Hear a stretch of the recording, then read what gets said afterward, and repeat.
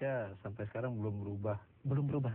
Belum berubah. Ya? Jadi udah 2 kali reformasi ya? Ya masih partai 5 tahunan lah. Oke. Maksud saya partai 5 tahunan itu partai yang cuma sibuk setiap 5 tahun sekali menjelang pemilihan umum atau menjelang pemilihan, maksudnya pemilihan umum legislatif ataupun pemilihan umum presiden ataupun pemilu kada ya, itu yang terjadi. Tapi kalau kerja partai yang diantara satu pemilu ke pemilu yang lain itu yang menurut saya masih kurang ya.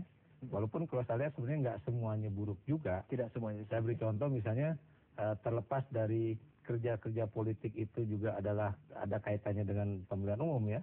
Tapi beberapa partai juga menjalankan hal itu secara baik ya. Saya beri contoh misalnya PDIP dengan rumah sakitnya, kemudian PKS dengan pertaniannya, kemudian juga Golkar dengan UKM-nya ya.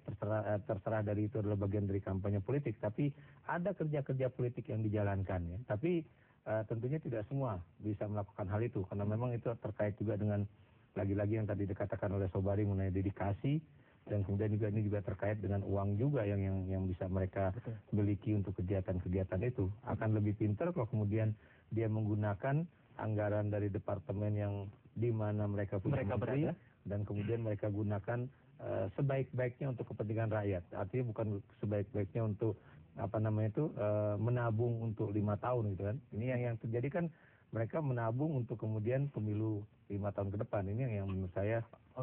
Kalau kita melihat apa yang menjadi fungsi misalnya teman-teman kita di DPR ini, DPR pusat ya, bukan DPR tingkat 1, tingkat 2, apakah proses misalnya penganggaran, kita punya hampir 1.200 triliun lebih sekarang ya? Sekitar berapa? 1.300. Apakah alokasi itu juga kan menjadi tanggung jawab dari partai politik kan ya? Apakah itu berjalan optimal? Nah gini ya, ini saya terus terang ya, saya pernah menjadi kepala di kantor saya ya. Jadi kalau kita lihat memang ada satu perubahan besar dalam politik anggaran pemerintah ya. Maksud saya gini, kalau dulu kan yang paling saya cuma berhadapan dengan orang dari Bappenas dan orang dari Dirjen Anggaran ya. Tapi tidak perlu berhadapan dengan orang-orang di Komisi 7 ataupun komisi berapa yang bidang ristek gitu kan. Tapi BPK dan BPKP masih. Oh itu pengawasan. Kalau ini penganggaran. Tapi kita lihat sekarang kan bukan cuma costing dengan Bappenas dan juga dengan Dirjen Anggaran semata, tapi juga bagaimana proses politiknya di Dewan, yang itu kemudian Anda tahu banyak sekali politiking di dalam proses tersebut ya, baik di dalam penentuan anggaran pendapatan dan belanja negara tambahan atau perubahannya, maupun di dalam penentuan APBN itu. Ya sebetulnya tadi kan ada musrembang ya, sebelum musrembang nas ada musrembang nas, ada musrembangda, bahkan sampai ke desa ya. Dan itu sebetulnya disitulah letak dari aspirasi rakyat yang harusnya didengar oleh pemerintah kan? Pemerintah ya. Termasuk partai-partai yang ada di daerah tersebut ya. Nah juga cuma proses, apakah proses musrembang itu benar-benar aspiratif atau enggak, kan ini menjadi satu persoalan ya. Karena Anda juga tahu bahwa tidak sedikit juga orang-orang partai yang kemudian mengatakan bahwa musrembang itu kan cuma justru disitulah terjadi satu perkelahian politik, pertarungan politik yang begitu dahsyat untuk kemudian bisa mendapatkan anggaran-anggaran pada tingkatan daerah itu. Ini menjadi satu serba sulit ya.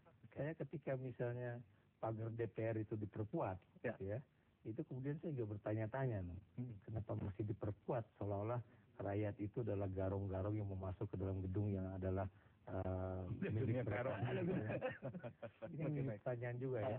Tapi di lain sisi, kalau kemudian itu juga tidak diatur secara baik ya, tidak sedikit juga orang yang masuk ke DPR bukan untuk menyampaikan aspirasi atau kemudian bisa diagregat oleh partai-partai politik ya, tapi ada juga orang-orang yang kemudian apa kabar Mas Ganjar, tiba-tiba aduh saya ini ada ini baru datang nih Mas dari ini, bisa ongkos lah. Dan bukan cuma anggota DPR. Saya yakin Anda juga pernah mengalami hal yang sama ya.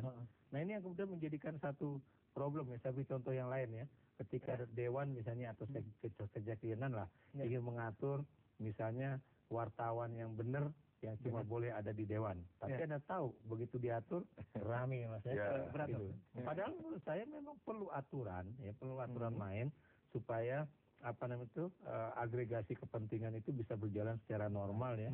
Dan kemudian ada satu kepercayaan juga dari anggota DPR bahwa mereka yang akan menyampaikan aspirasi itu bukan cuma sekedar mengajukan satu proposal yang kemudian meminta uang pada para anggota dewan. Ini juga menjadi satu ini kan persoalan distrust ini kan bukan cuma dari rakyat kepada anggota dewan, tapi dari anggota dewan kepada rakyat juga, bukan kepada rakyat.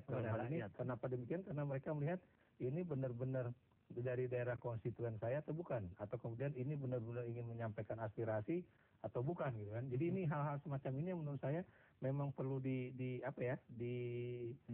dicairkan lah. Oke, baik. Ini tapi tunggu sebelum agregasi juga tidak akan cukup kalau kemudian tidak diartikulasikan gitu kan.